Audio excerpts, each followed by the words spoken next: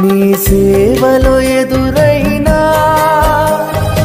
ఎన్నో సమస్యలలో నా బలమును చూచుకుని నిరాశ చెందితిని. నీ సేవలో ఎదురైనా ఎన్నో సమస్యలలో నా బలమును చూచుకుని నిరాశ చెందితిని. భారమైన ఈ సేవను ఇక చేయలేనని అనుకొనగా, భారమైన ఈ సేవను ఇక చేయలేనని అనుకొనగా, ప్రధాన యాజకుడా యేసు నీ అనుభవాలతో బలపరచితివి.